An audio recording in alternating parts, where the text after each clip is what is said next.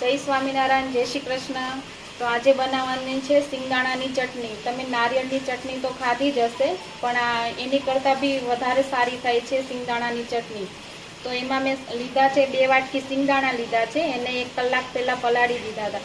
તો 1 વાટકી ડાળિયા લીધા છે, આદુ છે, મરચાં છે, લીંબુનો રસ છે, વઘાર માટે રાઈ જીરું મેથી છે, મીઠું છે, લીમડો છે ને કોથમીર છે।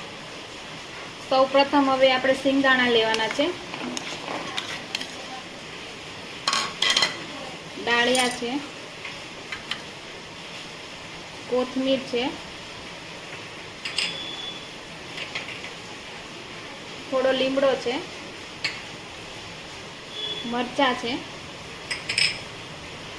આદુ છે, લીંબુનો રસ છે,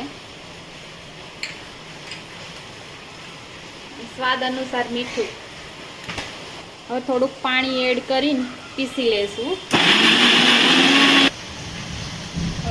ચટણી પીસાઈ ગઈ છે, હવે એક બાઉલમાં કાઢી લેશું। પાણી એડ કરીને સેજ ઢીલી કરીને પછી વઘાર કરવાનો છે। હવે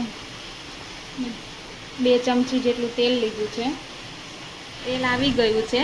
હવે એમાં રાઈ જીરું નાખશું, લીમડો નાખશું, ચટણીમાં નાખી ઉપર રેડી દેવાનું। સિંગદાણાની ચટણી થઈ ગઈ છે, હવે આપણે સર્વ કરીશું।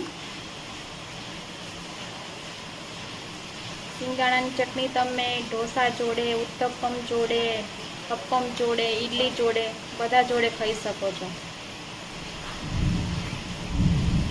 જો તમને તો તૈયાર છે સિંગદાણાની ચટણી। તો જો તમને અમારો વિડીયો ગમે તો લાઈક, શેર, કમેન્ટ અને સબસ્ક્રાઈબ કરવાનું ભૂલતા નહીં।